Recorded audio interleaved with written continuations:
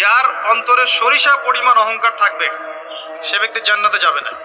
আর এই রিয়া এবং অহংকারের এক্সাম্পল প্রিয় নবী মুহাম্মদ সাল্লাল্লাহু আলাইহি ওয়াসাল্লাম এভাবে দিয়েছেন যে একটা অন্ধকার রাতে কালো পাথরের উপরে কালো পিঁপড়া যদি হেঁটে যায়, এটা যত সূক্ষ্ম, রিয়া এবং অহংকার ততই সূক্ষ্ম। নিজের অজান্তেই নিজের মধ্যে চলে আসবে, আপনি বুঝতে পারবেন না।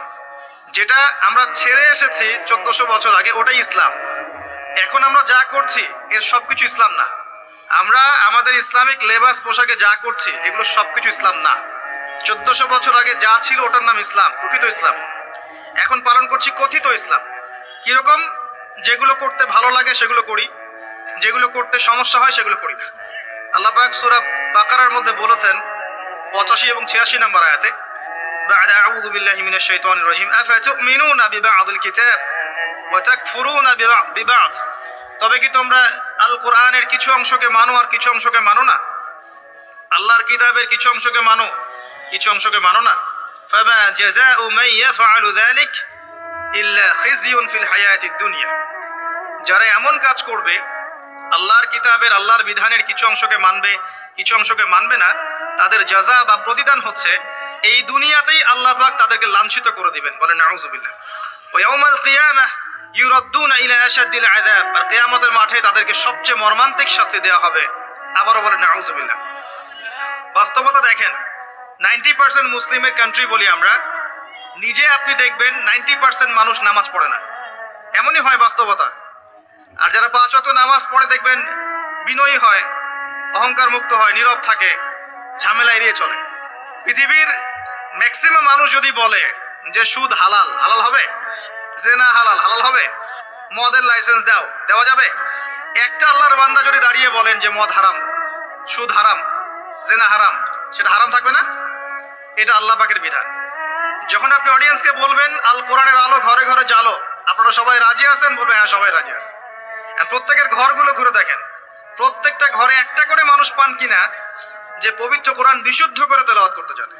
আর কতটুক বিশুদ্ধ হয়, আমাদের এই ভাইদের মতো আলেমদের কাছে আসবেন, তেলাওয়াত শোনাবেন, তারাই বলে দিবে কতটুক শুদ্ধ হয়। আমি আপনাকে বাস্তবতা আগে দেখাচ্ছি, মুসলিমদের করণীয়তে পড়ে যাচ্ছে। এবার আসেন যারা কোরআন পড়া জানে বা যারা হাফেজে কোরআন হয়েছে বা যারা জীবনে অন্তত কোরআনটা বিশুদ্ধ করে তেলাওয়াত করা শিখেছেন, তাদের মধ্যে কত পার্সেন্ট মানুষ কোরআনের অর্থটা জানে? যারা মাদ্রাসা ব্যাকগ্রাউন্ডে পড়েন তাদের কথা ডিফারেন্ট, কিন্তু বাংলাদেশে প্রচুর মানুষ, কয়েক কোটি মানুষ কিন্তু জেনারেল ব্যাকগ্রাউন্ড থেকে আমরা পড়াশোনা করে বের হই। তাদের মধ্যে কতজন মানুষ কোরআন জীবনে পড়েছে, অর্থ বুঝেছে, বা 10টা 20টা সূরা মুখস্থ করেছে? খুঁজে বের করেন। 20-30 বছর পড়াশোনা করেও দেখবেন ওযুর ফরজ কয়টা জানে না, নামাজের ফরজ কয়টা জানে না, যাকাতের নিসাব বলতে পারবে না। জিজ্ঞাসা করেন এখন আরবি কোন মাস চলছে, বলতে পারবে না। কোনো সম্পর্কই নাই দিনের সাথে। সম্পর্ক এতটুকু, জুমার দিনে যেতে হয়, মসজিদে যাই, ইমাম সাহেব আরবি দিয়ে জানে কি কি বলে, শুনি, 2 রাকাত নামাজ পড়ে খরমা দেয়, নিয়ে চলে আসে। কোরআন আমরা টুকটাক বুঝি ভাঙাচোরা। আমরা আবার কোরআনের আদেশ এবং নিষেধ কতটুকু মেনে চলি, এটা একটা বড় বিষয়। যারা আমরা কোরআন হাদিস কিছুটা বুঝি, তারা আবার কোরআনের আদেশ মানে কিনা, নিষেধ বর্জন করে কিনা, এটা আরেকটা বড় বিষয়। বাস্তবতা এমন, বাস্তবতা দেখবেন কতগুলো ফ্যামিলি পান যে ফ্যামিলিগুলোর মধ্যে পর্দা কায়েম আছে। খুঁজে দেখেন, আপনি নিজের পরিবার থেকে শুরু করেন, আমি আমার পরিবার থেকে শুরু করি, আপনি আপনার থেকে শুরু করেন, আপনার আত্মীয়দেরকে দেখেন, বংশকে দেখেন, সমাজকে দেখেন, আপনি খুঁজে পাবেন কতগুলো পরিবার পাবেন যেখানে পর্দার বিধান কায়েম আছে। পরিবারের মেয়ে পর্দা করে, মা পর্দা করে, বোন পর্দা করে, অল্প সংখ্যক, ইল্লা মাশাআল্লাহ। এমনও পরিবার আছে যেই পরিবারের সদস্যরা জীবন চলে গেলেও পর্দা ছাড়বে না, এমনও আছে।